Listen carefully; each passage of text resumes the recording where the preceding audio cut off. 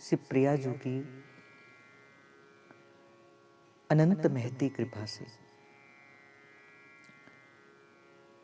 महाप्रभु का ये जो सांद्र रस है, जो गूढ़ अति गूढ़ है, जो बिन सहचरियों की कृपा से किसी को प्राप्त नहीं होता, श्री प्रिया जी की अहेतु की कृपा से, रसिकों की अनन्य कृपा से आज वो रस का रसस्वादन हम और आप इस वृंदावन धाम के मध्य में कर रहे हैं। कल की चर्चा के अंदर श्री सेवक जी महाराज ने कहा कि किस प्रकार से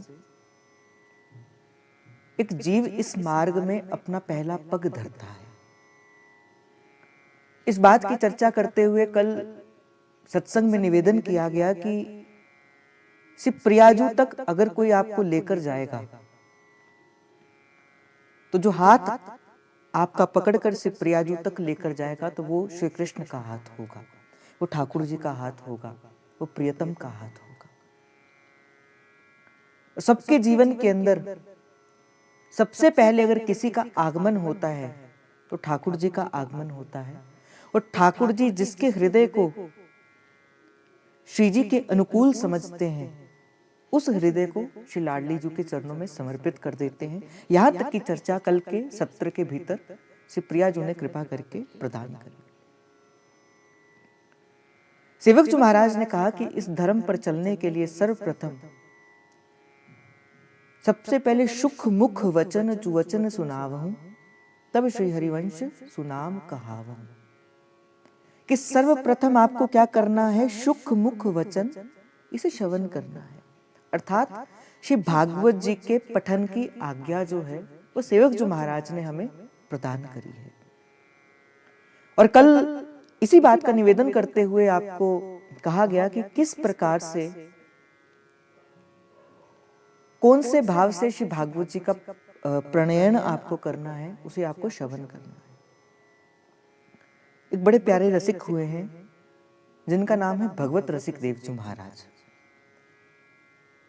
इसी सेवक जी महाराज की बात को वो अपने दोहे के अंदर कहते हैं, प्रथम सुने भागोत भक्त मुख भगवत वाणी, द्वितीय आराधे इष्ट व्यास नो भांति बखानी, तृतीय करे गुरु दक्ष परम सर्वज्ञ रसीलो, चौथे होय विरक्त बसे बनराज जसीलो, पांचे विषे देह सुधि तब छठ भावना रास की, साते पावे रीति रस श्री स्वामी हरिदास की।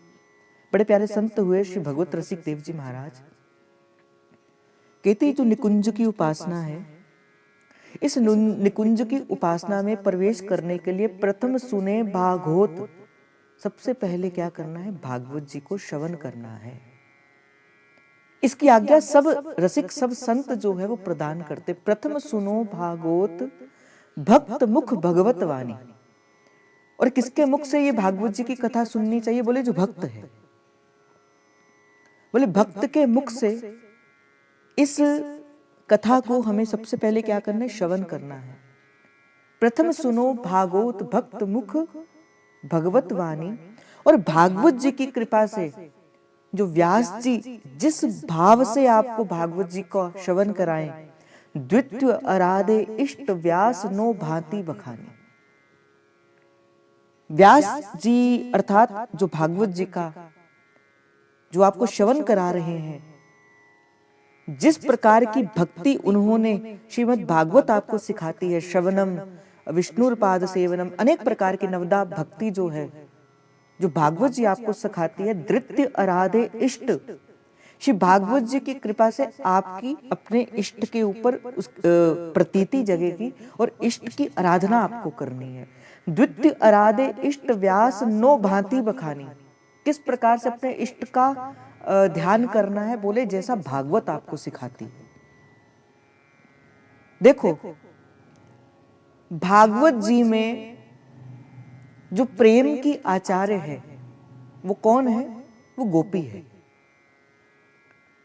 गोपी सिखाती है कि प्रेम करना कैसे है।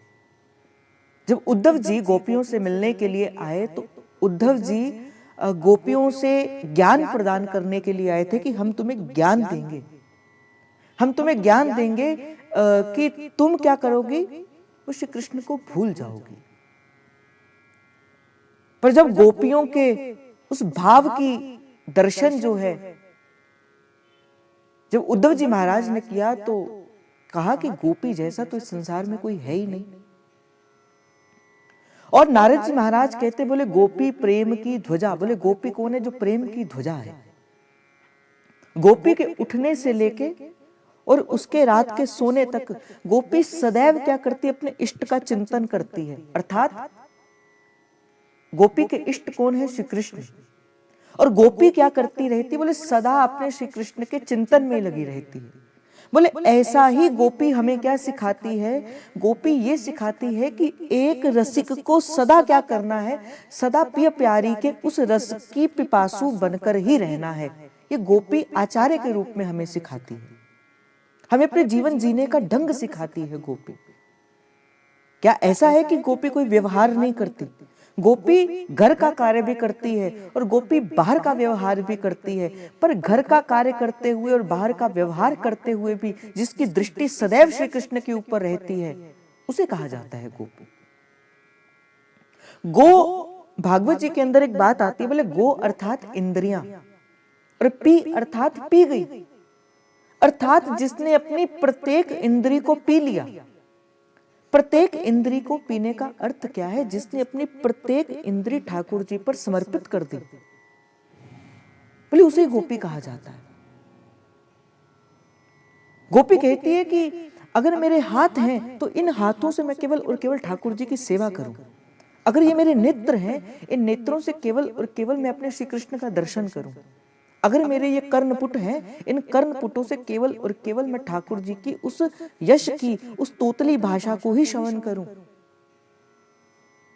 गोपी अपनी प्रत्येक इंद्रियों को, यहां तक कि इन प्रत्येक इंद्रियों का जो स्वामी है, जो मन है, वो उसे भी ठाकुर जी पर समर्पित कर देती है।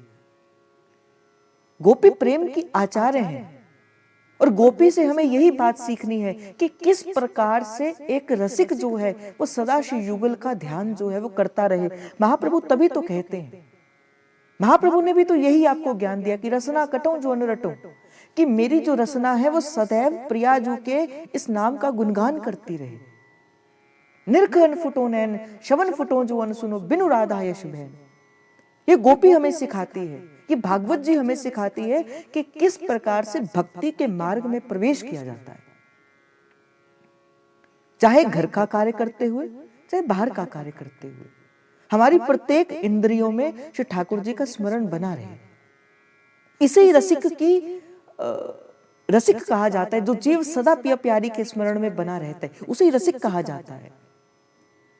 पर भगवत रसिक देव जी महाराज कहते हैं, भगवत रसिक, रसिक की बातें रसिक बिना कोई समझ सके ना। पर यह बात कहना जितना आसान है, इसे समझना उतना ही दुर्लभ है।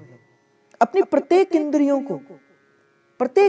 को ठाकुर जी पर समर्पित करते हुए चलो। इससे कभी भी आपके इंद्री से कोई भी किसी भी प्रकार का पाप नहीं होगा। पाप का मूल क्या है? पाप की मूल है हमारी दृष्टि। आप जो देखते हो आप वही सोचते हो। पाप का मूल है हमारी दृष्टि, पाप का मूल है हमारे ये श्रवणपुट जो आप सुनते हो। पाप का मूल है हमारा मुख जिससे आप निंदा करते हो। पाप का मूल है हमारे हाथ जिससे आप क्या करते हो? बोले किसी का कोई अहित करते हो। इसीलिए अपने प्रत्येक पाप के मूल को आपको क्या करना है? वो प्रत्येक पाप के मूल को ठाकुर जी पर समर्पित करते हुए चलना है। क्यों? क्योंकि त्वमेव वस्तु गोविंदम तुभ्यमेव समर्पयामि। इस शरीर के ऊपर अब आपका अधिकार नहीं है। तुम्हें वस्तु गोविंदम, ये आपकी वस्तु थी। और देखो मैं आपको एक बात और बता दूं, जिस दिन से गुरु हमें ये कंठी डालता है, जैसे जब वैष्णव संप्रदाय के अंदर जब ठाकुर जी को भोग लगाया जाता है तो भोग लगाने के लिए उसमें तुलसी दल का होना अनिवार्य है। बिन तुलसी दल के प्रभु वैष्णव जो ठाकुर जी को भोग जो है वो नहीं लग सकता। तो तुलसी दल से भोग को निवेदन किया जाता है। उसी प्रकार ही जिस दिन वस्तुतः गुरु आपको दीक्षा देता है, गुरुदेव आपके गले में एक तुलसी की कंठी को धारण करवाता है। वो तुलसी की कंठी को धारण करवाने का अर्थ क्या है? अब गुरुदेव ने आपको किसको समर्पित कर दिया? अपने इष्ट को समर्पित कर दिया। अब आप प्रसाद के स्वरूप के भीतर हो, अब आप अमनिया नहीं हो, अब आपके ऊपर आपका भी अधिकार नहीं है। आपके गुरु ने आपको समर्पित कर दिया अब आपके ठाकुर जी के पास। अब तो बस आपको क्या करना है?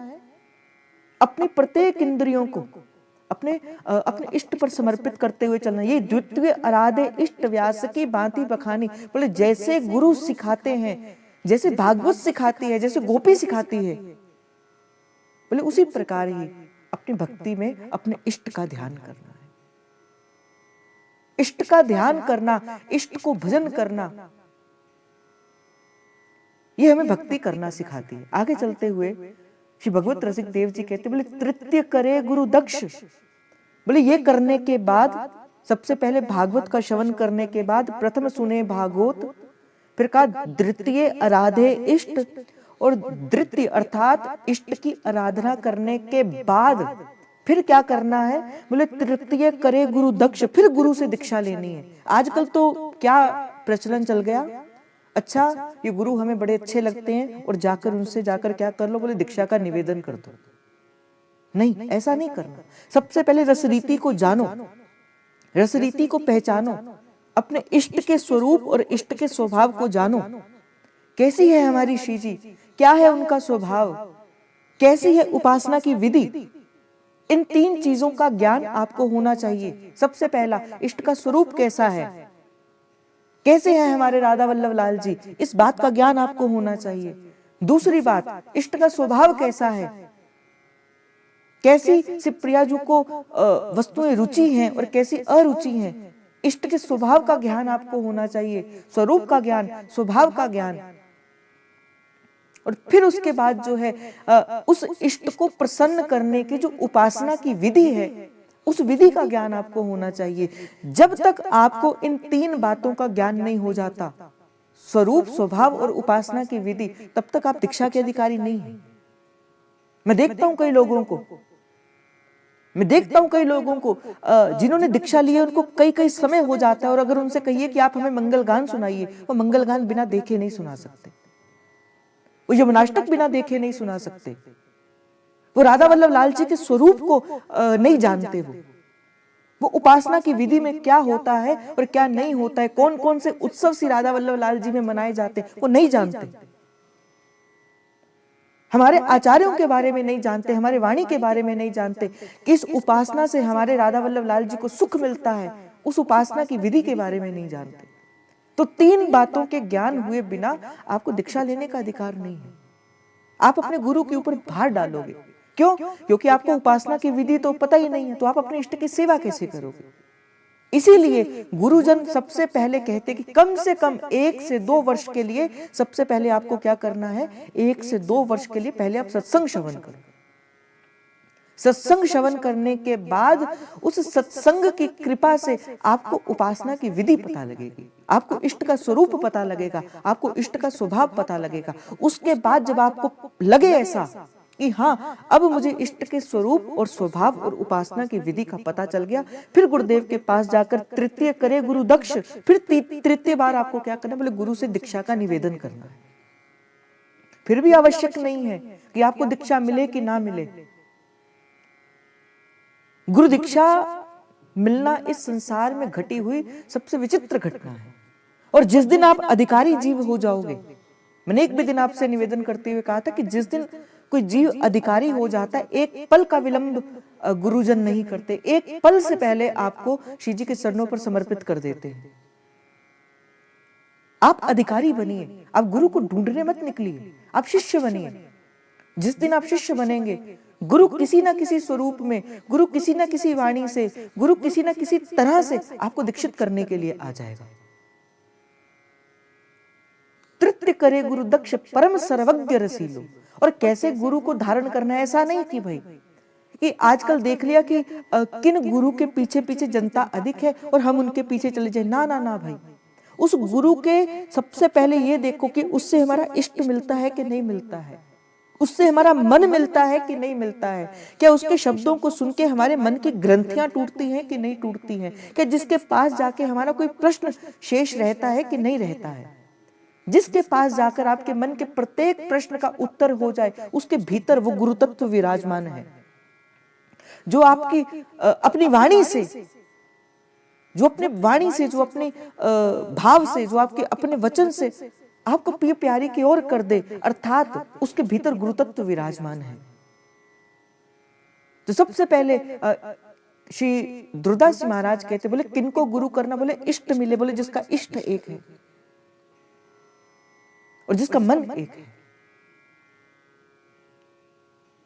और मिले भजन रस रीत, बोले जिसकी भजन की, जिस भजन की रीति से आप अपने इष्ट की सेवा करना चाहते हो, बोले जिसकी रस रीति भी एक है, बोले उसके मार्ग पर चलकर ही आपका भजन अनुकूल बनेगा। नहीं तो श्री व्यास जी महाराज कहते, बोले कहत सुनत दशा हृदय नहीं आए, कहत सुनने से कोई दशा हृदय में नहीं आते। और गुरु, हमारे तो संत कहते हैं, संतों में एक बड़ी प्रचलन है कहावत, कहते पानी पियो छान के और गुरु करो जान के। ऐसे नहीं कि कहीं से भी गुरु दीक्षा ले ली, गुरु दीक्षा लेना कोई साधारण विधि नहीं है। जिस दिन आप गुरु दीक्षा को धारण करते हो, जिस दिन आप गुरु मंत्र लेते हो, उस दिन वस्तुतः आपका एक नवीन जन्म होता है। गुरु कंठी डालकर आपको ठाकुर जी को समर्पित कर देता है। अब आपके शरीर के ऊपर आपका अधिकार नहीं रहता।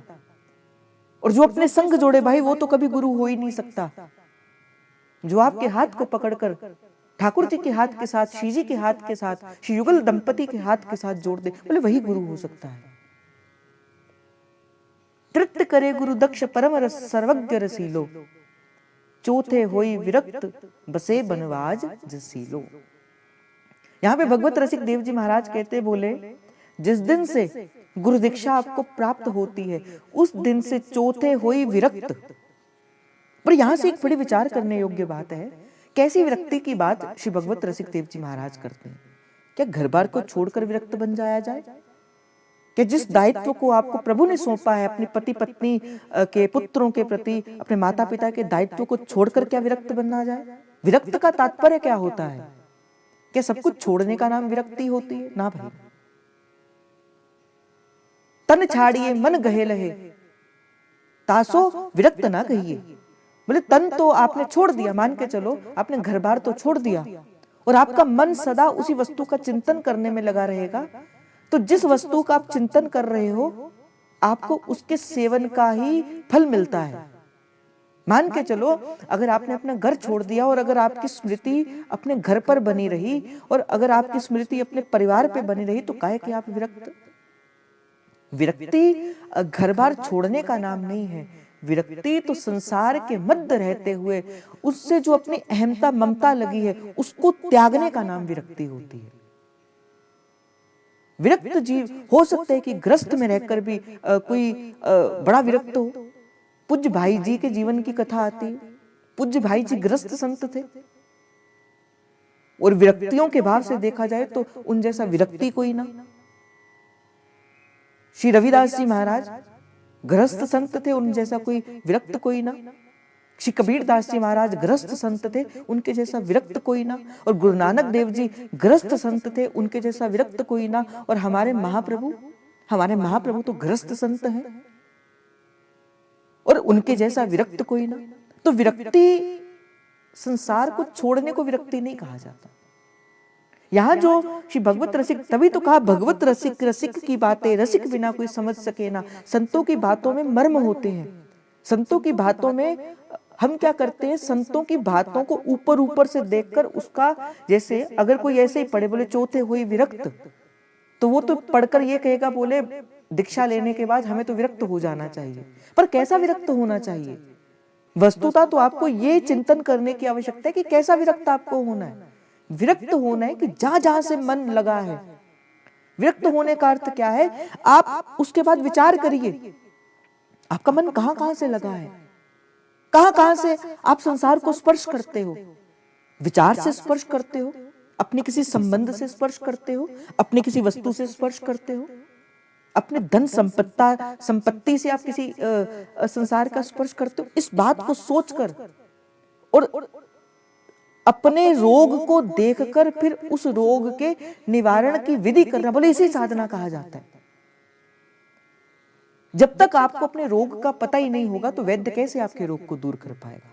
उसी प्रकार ही सत्संग आपको क्या बताता है? सत्संग आपको यह बताता है कि आपको कौन सा रोग लगा है, और कौन सा रोग है? ये भव का रोग है, ये संसार का रोग है, ये आसक्ति का रोग है। और देखो, आपके मन के भीतर या तो आप प्रवेश कर पाओगे, या आपके मन के भीतर प्रभु प्रवेश कर पाएंगे। और प्रभु तो सब जानते हैं।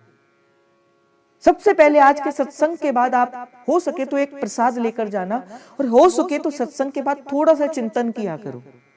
लिख लो इस बात को, आज सत्संग के बाद आप ये चीज का चिंतन करना कि मेरा मन किस वस्तु का आसक्त है, किस वस्तु का मन मेरा आसक्त है।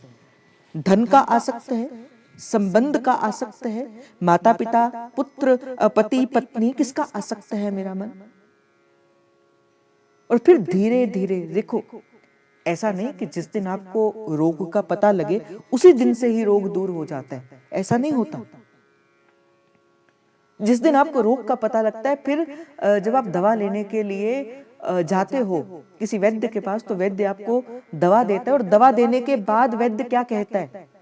वैद्य आपसे ये कहते कि देखो ये दवा मैं तुम्हें दे रहा हूं, किंतु इस दवा लेने के संग संग तुम्हें पथ्य और कुपथ्य, तुम्हें क्या करना है और क्या नहीं करना है, परहेज जिसे हम परहेज कहते हैं, उस परहेज को आपको देखना है। आप यहां से मान के चलो किसी को शुगर की बीमारी हो और डॉक्टर ने उसे शुगर की दवा भी दे दी, और उसने फिर भी मीठा खाना नहीं छोड़ा, तो वो दवा कोई कार्य नहीं करेगी। किसी को ब्लड प्रेशर की बीमारी हो और वो तला फला सब खाए और उसने दवा भी खाई हो, तो उसको वो दवा कार्य नहीं करेगी। उसी प्रकार ही साधन करे और कुपथ्य करे, फिर वो साधन जितना है वो निष्फल हो जाता है। इसलिए साधन करते करते करते करते भी आपको ये देखना है कि साधन करते करते कोई कुपथ्य तो नहीं हो रहा। जैसे मान के चलो कोई पात्र है और वर्षा हो रही है, और वो पात्र पड़ा है और सीधा भी है, और उस पात्र के भीतर वर्षा का जल गिर रहा है, किंतु अगर उस पात्र में छिद्र होगा तो वो पात्र कभी भर नहीं सकता, क्योंकि जितना जल उस पात्र के भीतर रहेगा वो जल उस छिद्र से बिंदु बिंदु होकर क्या कर जाएगा, निकल जाएगा, और एक दिन पात्र पुनः खाली का खाली रहेगा। उसी प्रकार ही आप साधन तो कर रहे हो, आप नाम जप तो कर रहे हो, आप भजन तो कर रहे हो, किंतु कोई कुपथ्य तो नहीं कर रहे। इस बात का चिंतन करो, कहीं कोई कुसंग तो नहीं हो रहा। कुसंग रूपी पशु से बचिए, और कुसंग से बचने का जो सबसे सरल उपाय है और वो है सत्संग। कुसंग से बचने का देखो, अगर आप यहां नहीं होते तो या तो सो रहे होते, या तो किसी से बात कर रहे होते, या मोबाइल को चला रहे होते, या कुछ और कर रहे होते, किंतु यहां आए हो तो सत्संग श्रवण कर रहे हो, नहीं तो किसी ना किसी बात का चिंतन कर रहे होते। मैं तो यही कहता हूं भाई, साधन चाहे थोड़ा करो पर कुपथ्य से बचो। कुपथ्य मत करो, आप कुछ ऐसा कार्य मत करो कि जिससे आपका किया हुआ साधन भी निष्फल हो जाए, ऐसा मत करो। तो विरक्त का अर्थ यहां पे समझाते हुए श्री भगवत रसिक देव जी महाराज कहते, बोले विरक्त का, बोले जहां जहां मन स्पर्श करता है। मैंने आज कहा ना कि सत्संग के बाद, आज जब कथा होगी इसके बाद आप चिंतन करना कि मेरा मन आसक्त भाव से कहां कहां लगा है, और जिस दिन आप जान जाओगे उस दिन से आप उस पर कार्य करना प्रारंभ कर दोगे, और फिर धीरे धीरे धीरे धीरे ऐसा होगा, वो जो संसार की आसक्ति है वो छूटती जाएगी। और फिर छोड़कर क्या करना, बोले उसी आसमान के चलो, आपका संबंध अपने पुत्रों से है, देखो, जब तक प्रभु ने आपको वो सेवा दी है, आप उस सेवा को ईमानदारी से करिए, उनको किसी भी प्रकार की कमी ना रहने दीजिए, पर उनमें आसक्त मत रहिए। वो प्रभु का प्रसाद है आपके लिए, वो प्रभु के हैं, उनको एक अच्छे संस्कार देना आपके कर्तव्य है। क्यों? क्योंकि प्रभु ने आपको वो संस्कार देने के लिए उनको माता पिता के रूप के अंदर आपको नियुक्त किया है, पर उसमें आसक्त मत कहिए। वो प्रभु के हैं, उनको प्रभु को समर्पित होते कर दीजिए, और धीरे धीरे वो जो संबंध जो था अपना पुत्रवत, वो प्रभु से जोड़ना प्रारंभ कर दीजिए। धीरे धीरे क्या होगा, धीरे धीरे धीरे धीरे वो आसक्ति जो है वो भक्ति में बदलना प्रारंभ हो जाएगी। और जो मन जो है, इसे संतों ने विरक्ति कहा है, इसे संतों ने विरक्ति कहा है कि अपने मन को संसार से हटाकर प्रभु के चरणों पे स्थित कर देना। और मैं तो आपसे सदा कहता हूं, मैं तो सदा कहते आया हूं, हमारे तो गुरु ने भाई हमें तो ऐसा मार्ग दिया है श्री जी के चरणों का, भाई अभी तो और किसी और जाने की इच्छा ही नहीं होती। हमें जो रीति दी है, हमें जो सेवा दी है, हमें तो कहीं और जाने की समय ही नहीं होता। तो चौथे हुई विरक्त वसे बजराज बनराज जसीलो। और कहा कि चौथे में ही बोले विरक्त होकर, बोले कहां का वास करो, विरक्त होकर वनराज, वनराज कहा जाता है वृंदावन। अब वृंदावन का वास कैसे करना, यहाँ पे प्रश्न ये उठता है, भाई हम तो बहुत दूर रहते हैं, अब यहाँ पे तो भगवत रसिक देव जी महाराज कहते वनराज का वास करो, बसे वनराज, बोले कैसे किया जाए। देखो भाई, ये जो वृंदावन है, ये युगल की नित्य विहार स्थली है। युगल दो भाव से अपने रस का वर्धन करते हैं, पहला ऐश्वर्य और दूसरा माधुर्य। दो स्वरूप हैं प्रभु के, एक ऐश्वर्य का और एक माधुर्य का। जब ठाकुर जी ब्रज की सीमा से बाहर चले जाते हैं तो प्रभु का कौन सा स्वरूप प्रकट होता है, ऐश्वर्य का स्वरूप। जैसे आप द्वारिकाधीश देख लीजिए, आप बालाजी देख लीजिए, ये क्या है, ये प्रभु का कौन सा स्वरूप है, ये प्रभु का ऐश्वर्य स्वरूप है। और एक स्वरूप है, वो कौन सा, वो प्रभु का माधुर्य स्वरूप है। और प्रभु का माधुर्य स्वरूप तो केवल और केवल वृंदावन की भूमि में ही प्रकट होता है। अब यहां से प्रश्न उठता है कि ये जो वृंदावन है, ये कहां प्रकट होता है, कहां है ये दिव्य वृंदावन। तो भाई, ये जो वृंदावन है, ये जो निकुंज है, इसके अनेक स्थान हैं, अनेक स्थान में ये वृंदावन वास करता है। आप कहोगे कैसे? देखो, एक तो वो वृंदावन है जो उत्तर प्रदेश के मथुरा मंडल के अंतर्गत ब्रज की परिधि के भीतर आता है। एक तो वो ब्रज है, एक तो वो वृंदावन है जहां युगल नित्य विहार करते हैं। एक वो वृंदावन है जो रसिकों के हृदय में नित्य विहार के रूप में विराजमान है, उसे भी नवनिवृत्त कुंज ही कहा जाता है। जब आप नाम जप करते हो,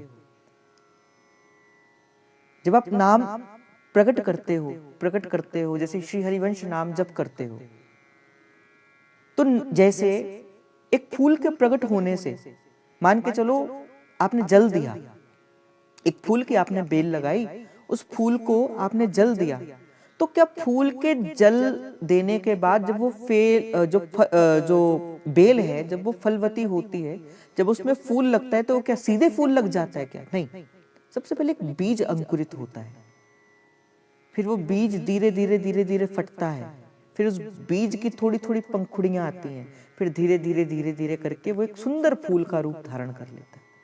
सीधे कोई फूल नहीं बनता, एक प्रोसेस है उसका।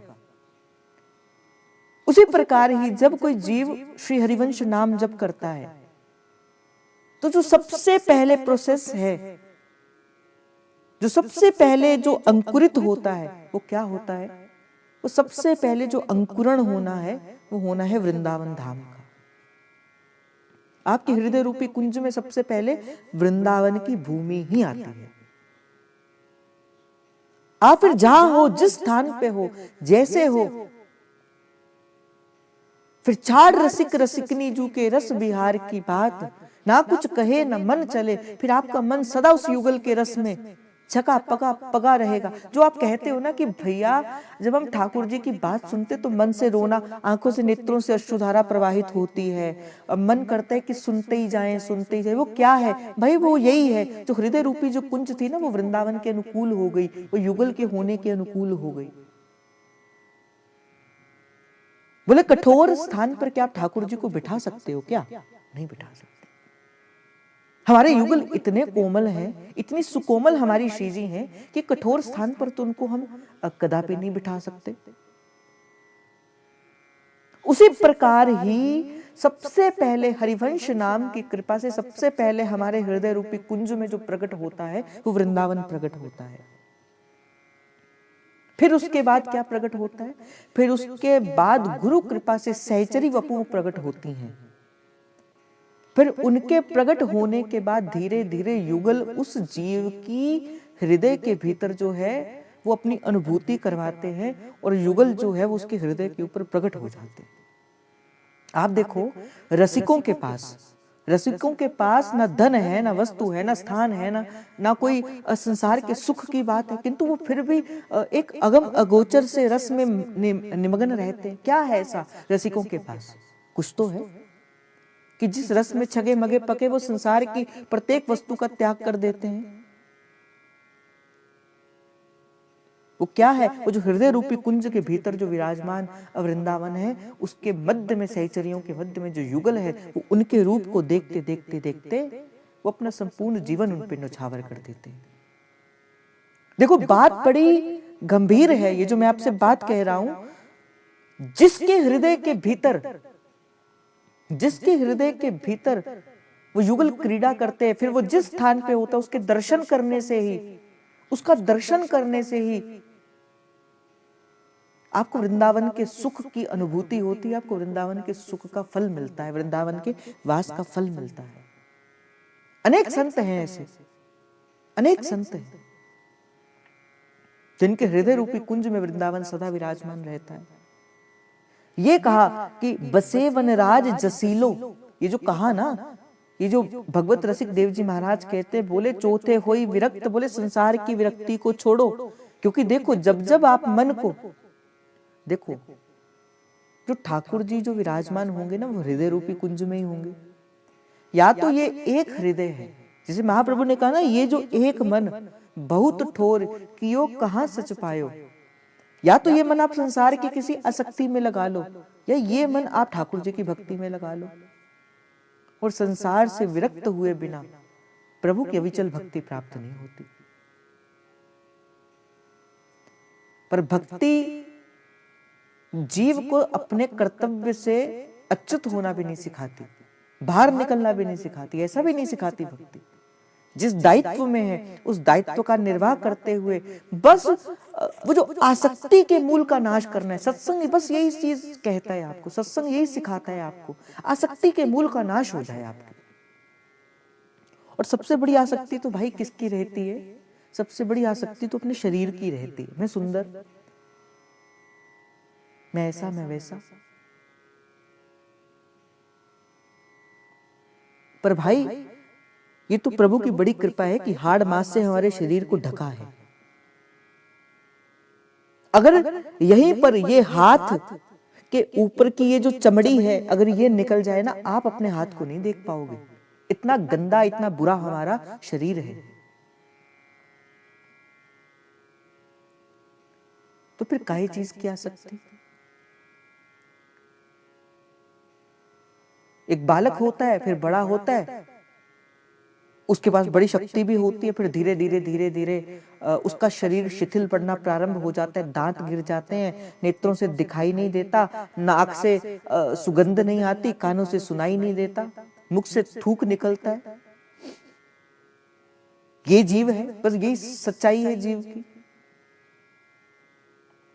पर भाई जो सत्य है ना, वो तो यही है कि साहिब की बंदगी करो, साहिब की बंदगी करो। मास गया पिंजर रहा, ताकन लागे काग, साहिब अबहु न आईहा, सखी मंद हमारे भाग। मास गया पिंजर रहा और ताकन लागे काग, और साहिब अब हुना आई हो, सखी मंद हमारे भाग। और इस बस अगर कोई आशा रखनी है ना तो बस यही है, आशा एक राम जी से बाकी आशा तोड़ दे। और संत कहते हैं नाता एक राम जी से तू बाकी नाते छोड़ दे। देखो, विचार करो, तुम जिस सबके लिए तुम पाप कर्म करते हो, न जाने कैसा कैसा पाप, कैसा कैसा झूठ तुम नहीं बोलते, पर उस पाप का वहन तो तुम्हें ही करना पड़ेगा। तुम्हारे धन के सुख का भोग तो सब ले पाएंगे, किंतु तुम्हारे पाप का भोग जो है वो केवल और केवल तुम्हें ही वहन करना है। अंत के समय के अंदर, अभी मुझे कल कोई कह रहा था कि देखो भैया, जब किसी व्यक्ति का जन्म होता है तो उसकी मुट्ठी बंद होती है, जब किसी व्यक्ति का जन्म होता है तो उसकी मुट्ठी बंद होती है, और जब कोई व्यक्ति मरता है तो उसका हाथ खुले होते हैं। कहते वो दिखाना चाहता है आपको कि देख, बंद करके आया था और खोल कर जा रहा हूं, देख मेरे हाथ में कुछ भी नहीं है, मैंने क्या कमाया इस संसार में आके। ये तो आपके संस्कार के ऊपर निर्भर करता है कि आपने संसार के मध्य में आके क्या कमाया है। चौथे होई विरक्त बसे बनराज जसीले। उसके बाद कहते हैं पांचे विसरे देह सुधी सब छठे भावना रास की। बोले जो इस प्रकार से, बोले जो इस प्रकार से अपने मन की आसक्तियों का त्याग करके श्री वृंदावन का वास करता है, अर्थात अपने मन को सदा वृंदावन की आशा से लगाए रखता है। कि भगवत रसिक देव जी महाराज कहते पांचवी उसके जीवन के अंदर क्या घटता है। जो आप कहते हो ना कि भैया प्रभु से मिलना चाहते हैं, प्रभु की अनुभूति करना चाहते हैं, प्रभु कैसे हैं, हम उस बात को देखना चाहते हैं। भगवत रसिक देव जी महाराज अपने इसी पद के अंदर उसी का ही एक छोटा सा संकेत देते हैं, कैसे प्रभु आपको मिलेंगे।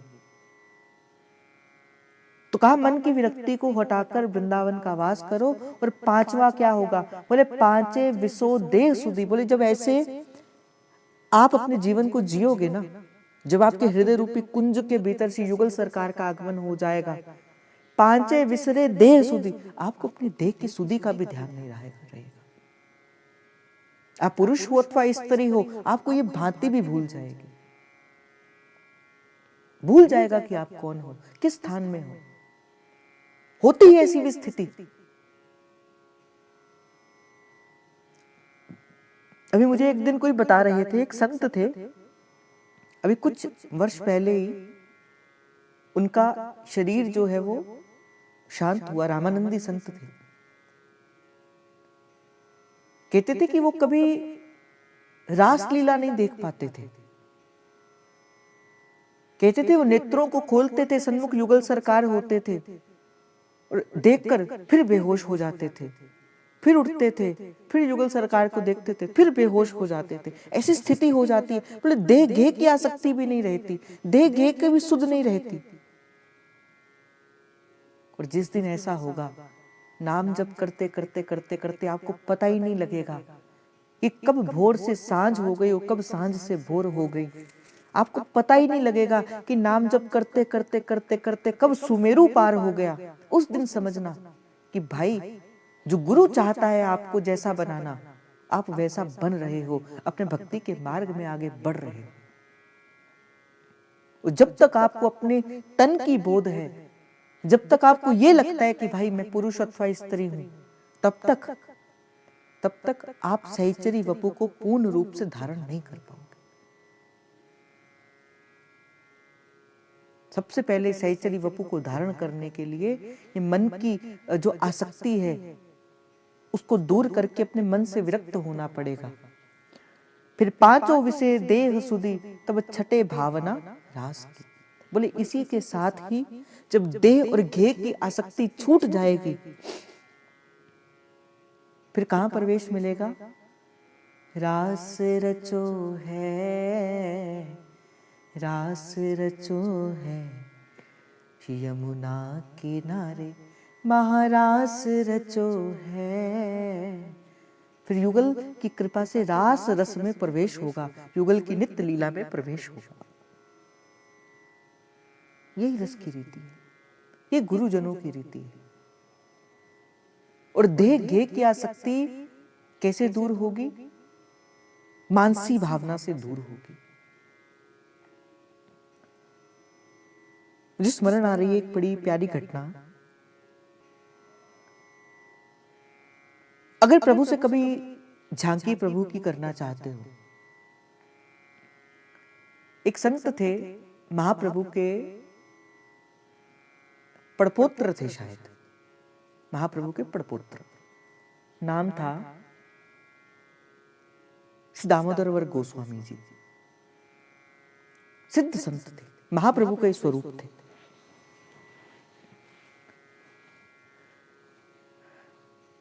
संतों ने, रसिकों ने यह सिखाया कि कैसे मानसी में प्रवेश करना चाहिए।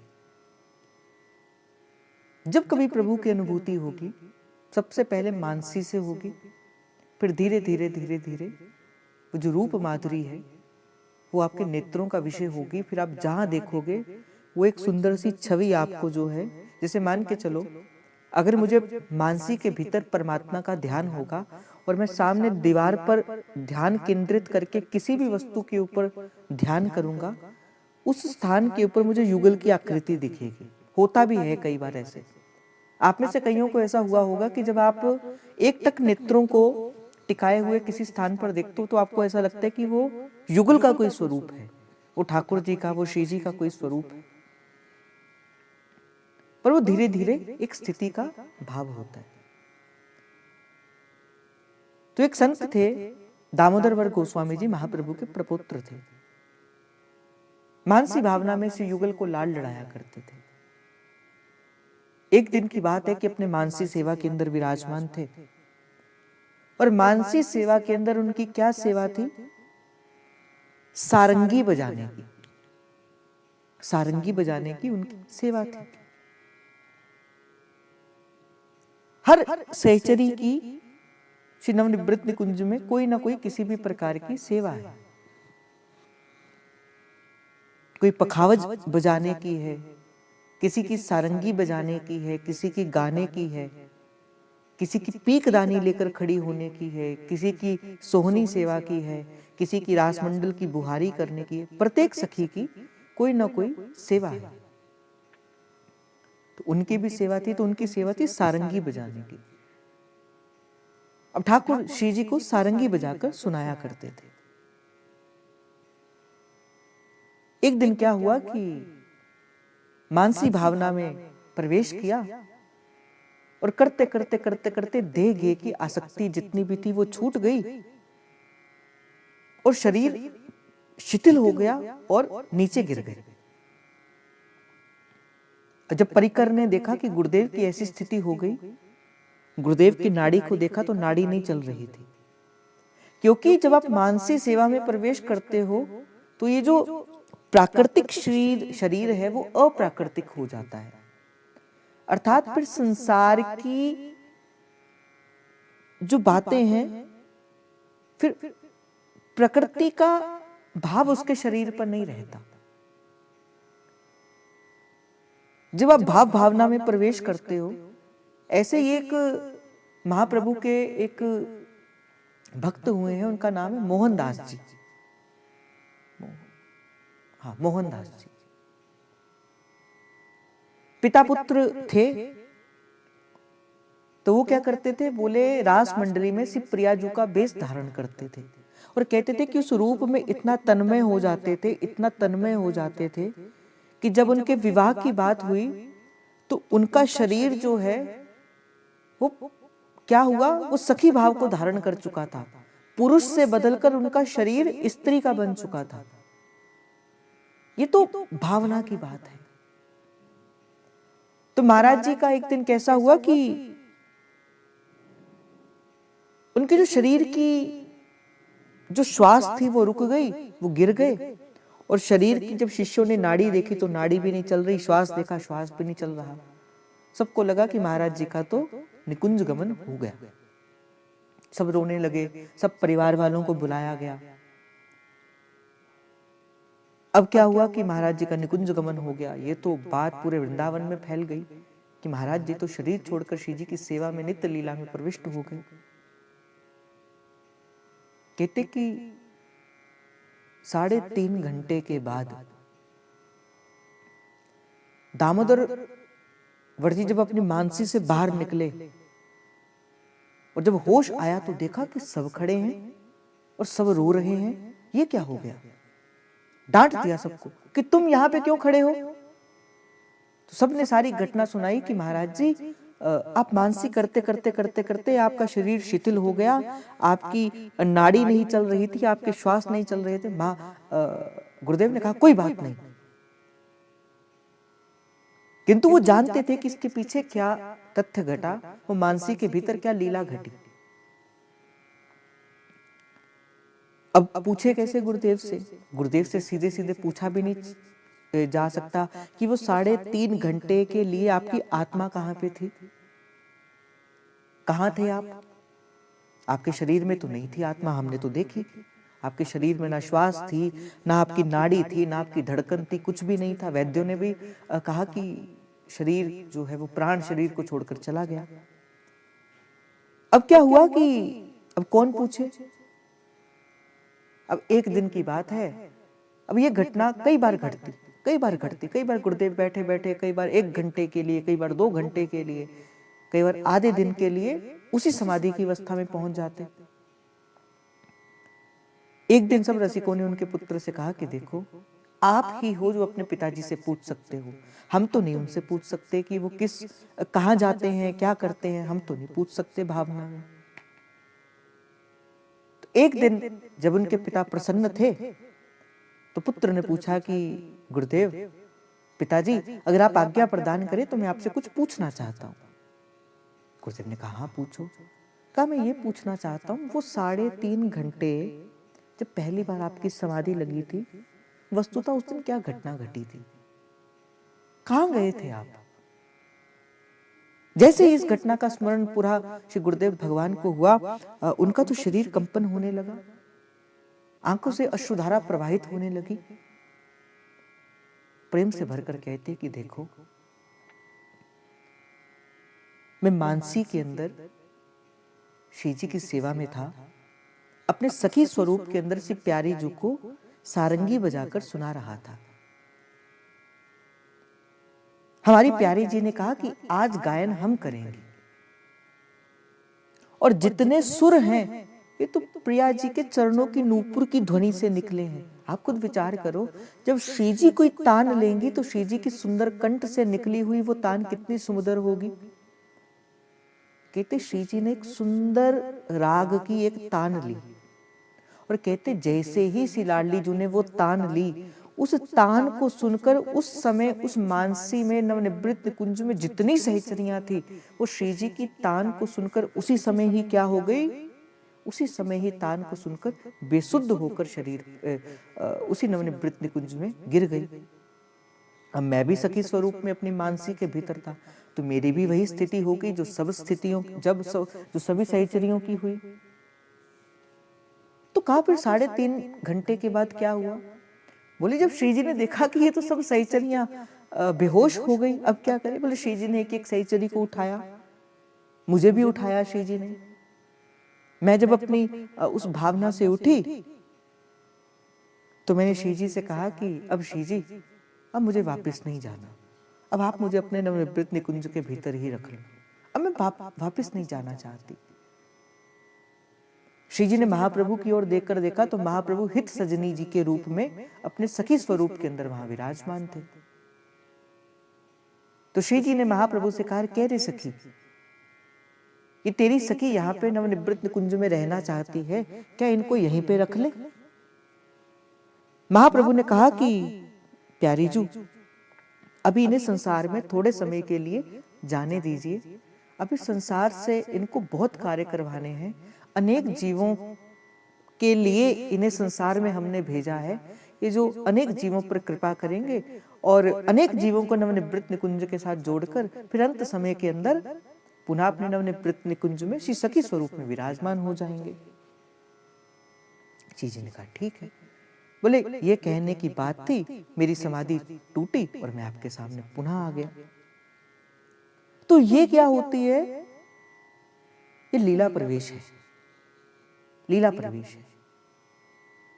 जब आप मानसी में बैठते हो, आपको लगता है कि आपने कोई चिंतन किया, आपके नेत्रों के आगे वैसी ही चिंतन की, जैसे पिक्चराइजेशन कह लो आप उसको, कि वो फोटो चलनी प्रारंभ होगी। पर वो जो चल रही है ना भाई, वो केवल और केवल पिक्चराइजेशन नहीं है भाई। नहीं आते युगल ध्यान में भी, नहीं आते युगल ध्यान में भी। और अगर युगल ध्यान में आ रही है, इसका अर्थ क्या है? वो सत्य है, वो सत्य स्वरूप है। इसे मानसी कहा जाता है। तो धीरे धीरे नेत्रों को बैठ के किसी लीला का चिंतन करो। अनेक लीलाएं हैं ब्रज की, अनेक लीलाएं हैं। यमुना जी के कूल पे, वंशी वट पे, यमुना तट पे अनेक लीलाएं हैं। कभी मदन टेर में चले जाओ, कभी परिक्रमा करो, कभी बरसाने की कुंज गलियों में, कभी वृंदावन की, कभी गोकुल की कुंज गलियों में निकलो। निकलते निकलते निकलते एक दिन ऐसा होगा, सबसे पहले क्या होगा? ऐसे नहीं कि सीधे सीधे युगल दिख जाएंगे। सबसे पहले क्या होगा? आपको युगल के चिन्ह दिखेंगे। फिर क्या होगा? फिर आपको युगल की ध्वनि सुनाई देगी। ऐसे ऐसे करके आप अपने भाव में प्रवेश करते हो। ऐसे नहीं कि मानसी में आंख बंद करी और देखो कि सामने युगल की लीला चलनी प्रारंभ होगी। ना भाई ना, ऐसा नहीं होता। मानसी बड़ी दूर की स्थिति होती है।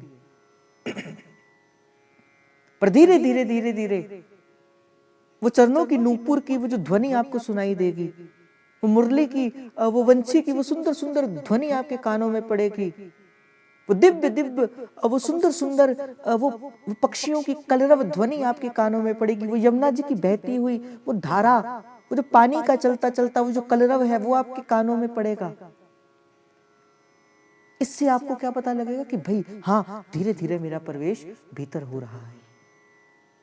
फिर एक प्रकाश के स्वरूप के भीतर युगल दिखते हैं। फिर एक प्रकाश दिखता है। फिर गैया दिखती है। गैया के गले में बंधी हुई वो जो घंटी की ध्वनि टन टन टन टन करती हुई आपके कानों में पड़ती है। फिर कहीं जब आप अपनी गुरु कृपा से निरंतर जब आप इस बात को करते हो, फिर ऐसा होता है कि फिर चलते चलते चलते चलते शिवंशी को धारण किए श्री प्यारी जू, श्री लालजू के कंधे पर अपना सिर धारण करती है और आपको उस सुंदर छवि के दर्शन होते हैं। भाई अनेक संत हैं। मैंने एक भी दिन आपसे कहा था गोरेलाल कुंज वाले महाराज जी की बात। नित्य प्रति मानसी के अंदर प्रवेश करते हैं, नित्य प्रति मानसी सेवा में जाते हैं। फिक्स है उनका समय कि इस समय के अंदर वो अपनी मानसी के अंदर जाना ही जाना है। जो मर्जी हो जाए, मानसी के अंदर जाना ही जाना है। उनके साथ एक संत थे, मैंने उन संत की आपको बात बताई थी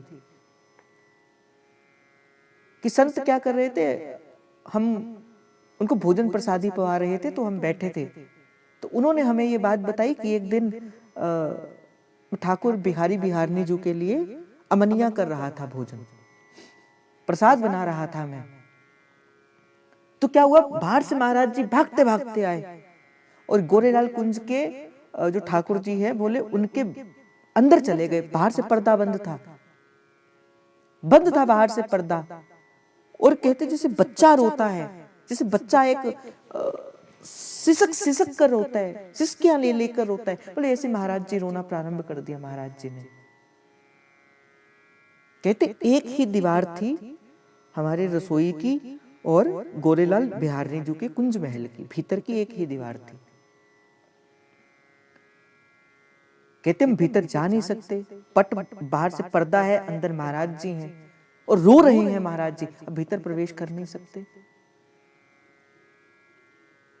या तो बैठ के कथा को सुनिए या तो यहां से चले जाइए, या तो बैठ के सुनिए या तो यहां से चले जाइए।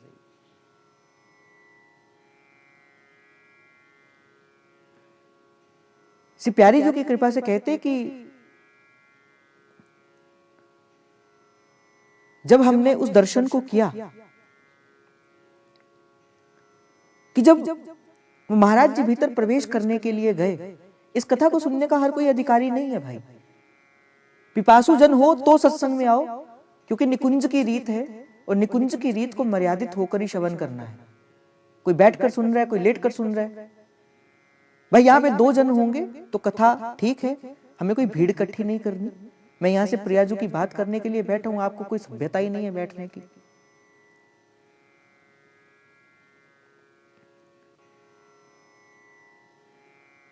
भाई जिस चर्चा को हम यहां पे कर रहे हैं ना, जिस बात को हम यहां से कर रहे हैं, अब ढूंढ लेना ये बातें आपको कहीं से नहीं मिलेंगी।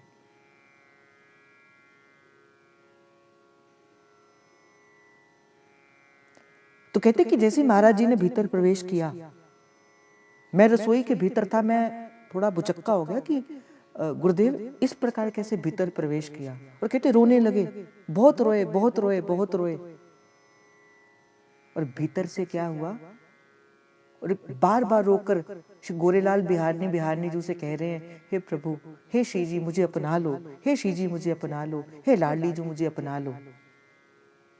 कहते मैंने अपने कानों से सुना कि एक छोटी सी कन्या अपनी तोतली भाषा में कहती है, बाबा काय रो रहे हो, काय रो रहे हो है, मत रो, देख मैंने तुझे अपना लियो, मैंने तुझे अपना लियो। कहते भीतर कोई भी नहीं था, केवल ठाकुर जी का विग्रह था और महाराज जी थे। और कहते वो आवाज को मैंने प्रत्यक्ष में सुना जब श्री जी ने कहा कि मैंने तुझे अपना लिया है, मैंने तुझे अपना लिया है। भाई ये रसिकों की स्थिति होती है, भाव भावना में कभी प्रवेश तो करो। बाहर ढूंढते हो ठाकुर जी को, छिपा वो कहीं भीतर है। बाहर नहीं मिलेंगे कहीं भी कृष्ण, बाहर नहीं मिलेंगी हमारी किशोरी जी, जब कहीं मिलेंगी भीतर मिलेंगी, भीतर रूपी हृदय रूपी कुंज में वृंदावन में मिलेंगी।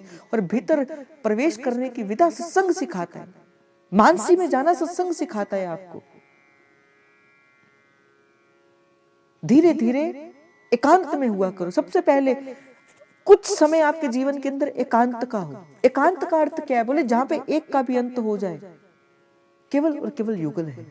नेत्र को बंद करके अपने आप को इस बात को सोचा करो कि मैं इस समय वृंदावन की भूमि के मध्य ही हूं, सखी स्वरूप में खड़ी हूं।